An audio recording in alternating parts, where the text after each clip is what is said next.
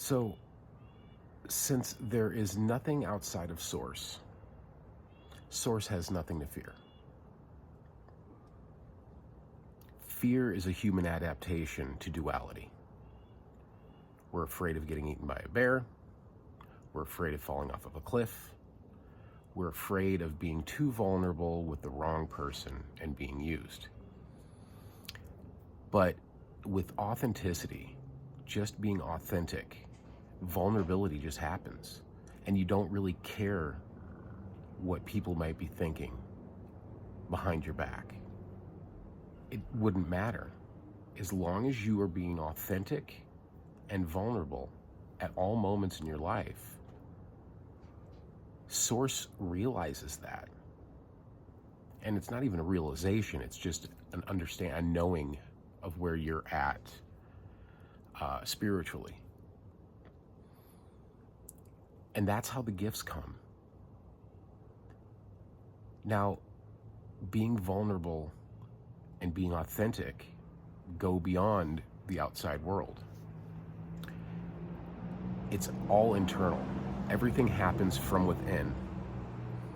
You don't get to control how the world acts or reacts in any specific situation, but you do get to control how you respond to it. We've been conditioned to react, especially in modern times. We react to situations. We don't respond to them. Responding comes from the heart. Reaction comes from monkey mind. So you have to be careful with all that. And the more aware you become of yourself, the easier it is to recognize when ego starts popping up. Because there's usually no foundation under the feeling, the emotion, or the thought that occurs because of ego. So when we pay attention to the things that ramble through the mind, and then almost see them at a distance, it's easier to look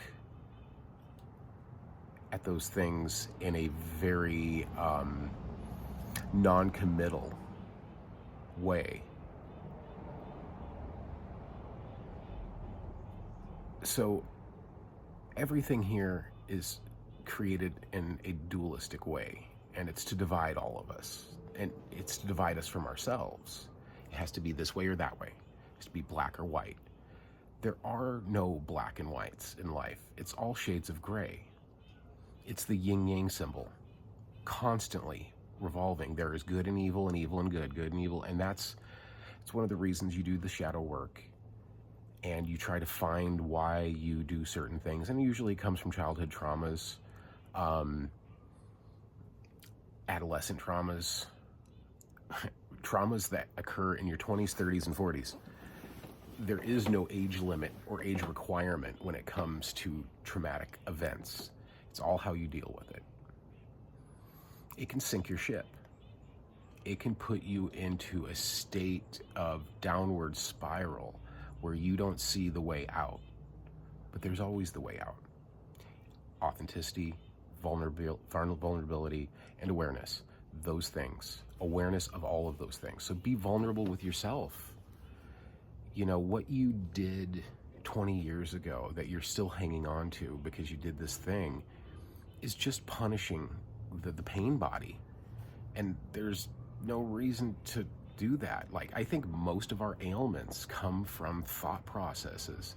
We think we deserve to hurt for what we've done, the shame we feel, the guilt we feel, and there's just no room for it. There's no necessity. The easiest way is to look back at something and go, man, that was horrible, or that was something that I didn't intend. And recognize that you wouldn't do that again under current circumstances, because it's not necessary anymore, because you've learned, you've gone past that. So I've said before in other videos that God's language is silence. And the way to that silence is effort. If you can't meditate for 40 minutes a day, meditate for 5. And meditation, it can be simple. It can be the simplest things, just a mantra. Pranayama yoga, where you do breath counting, ins and outs and holds. Just basic things, whatever you have to do to heighten your concentration levels. Because the more concentration that you have, the more aware you become. You start weeding out the things from your garden that don't belong there. So as I said, there's nothing outside of Source, so therefore Source doesn't have fear. There's nothing for Source to fear. Therefore, jealousy would be a fear-based emotion. So your God is not a jealous God. What that's getting at is that if you put your own attachments above your spirituality and your path, you're sinning against yourself, because God doesn't judge you for sins. You judge you for sins.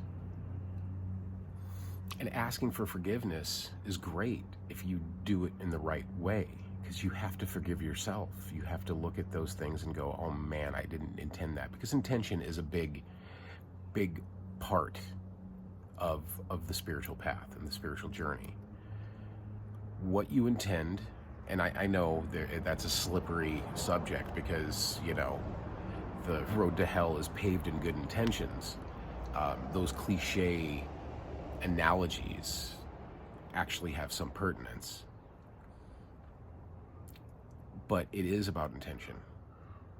What do you want to be? Set your intentions. Do you just want to be a better person? Do you want to get closer to Source? Do you want to rid yourself of some mental ailments that have been plaguing you for your whole life? You can do it step by step, baby steps. But it starts with concentration and awareness. So you have to hone those things. So I'm a firm believer in positive affirmations. Getting up every morning and being thankful for the carpet beneath your feet. Being thankful that you can turn the faucet on and water comes out.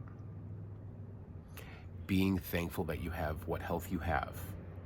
Being grateful. Gratitude and thankfulness are huge.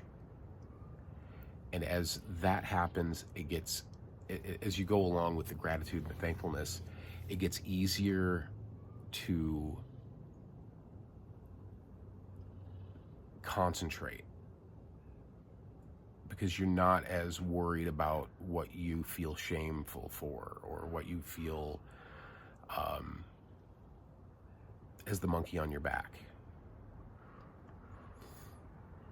And so as your awareness gets a little bit more pertinent, meditation becomes easier.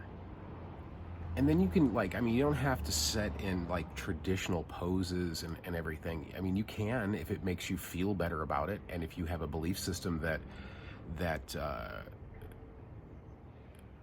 goes along with that accordingly. But just sitting and being present in the moment is it's such a huge deal. Check in with yourself. Think about things in a non-harmful way. Don't get stuck on stuff. You can entertain thoughts, but don't dwell on them. See what they are, go through them, and move forward. Just bit by bit. It's such small, it's literally 1% better every day. And if you can do that, if you can maintain 1%, and I know everybody that's probably listening right now can do 1% better every day. And that's all you have to do. You are in a great place. You don't need to be any better than you are. Just act out of authenticity and vulnerability. And that's it. You don't have to pretend to be something. You don't have to wear a mask. You don't have to succumb to other people's expectations. It's pointless. Create your own expectations of yourself and follow the path forward that gets you to where you want to be. Set intentions. It's huge. And most importantly, love yourself.